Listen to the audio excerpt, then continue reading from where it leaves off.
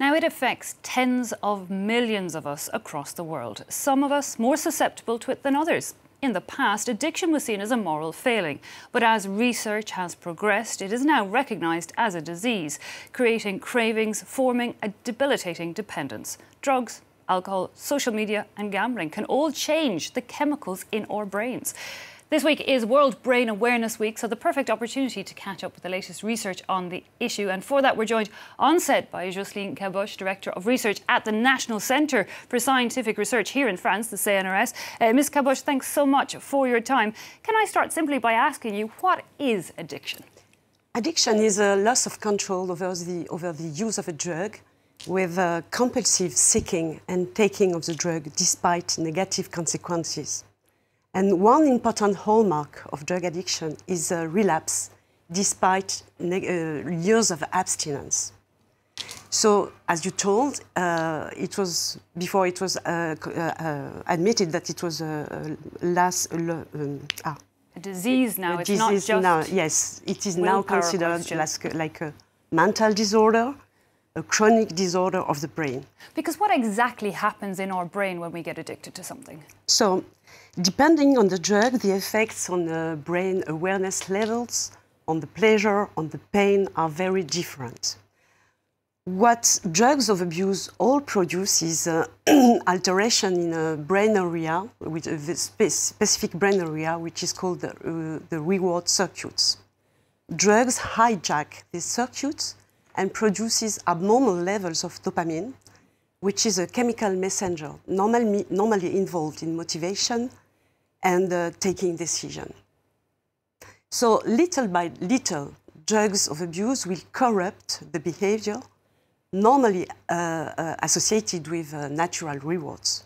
Okay, so this overflow really of dopamine, this chemical on our brain telling us something is good, and I guess that creates the craving then to get more and more of that. Yeah, yeah. And is it just drugs? You're speaking there of drugs, and I'm thinking of, heroin, cocaine, alcohol, but is it just drugs? Because people get addicted to all sorts of things. Yeah, there are also behavioral addiction now. Typically, video games are considered addictive, and as well as gambling tasks. And they do the same thing in our brain? And they do the same to the brain, meaning modifying the reward circuits and producing increasing levels of dopamine. Yeah, even social media, Facebook and all of that. So then, now that we know that the main problem, it seems like, is that overabundance of dopamine, is there a way of turning that off? No, there's no way for the moment. There's no treatment besides abstinence and relapse. But as I told you, there's a high probability for relapse. So currently, researchers are just looking for are just trying to understand the molecular and cellular mechanisms that underlie this chronic disease, which is associated with pathological memories of the drug, harmful memories, but persistent. So that explains how even after rehab, even when the cravings have ended, because we've gone through rehab, you might have been many months down the line, there's still something still in our brain? Yeah, because there's modification of our genome, not the genome, but genetic regulation, which depends on the drug exposure.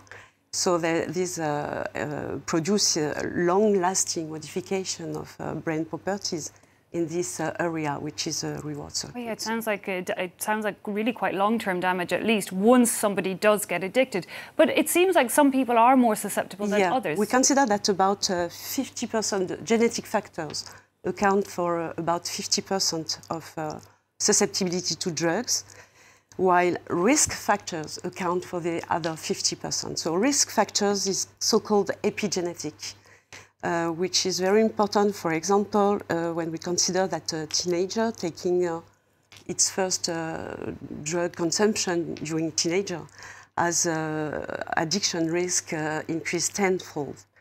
And this is due to the fact that the brain is not mature in teenager, and so it is much more susceptible to the first consumption of drugs. And it is highly related also to the environment. And we know, for example, that the social environment, the stress and so on can impact on the brain reward circuits.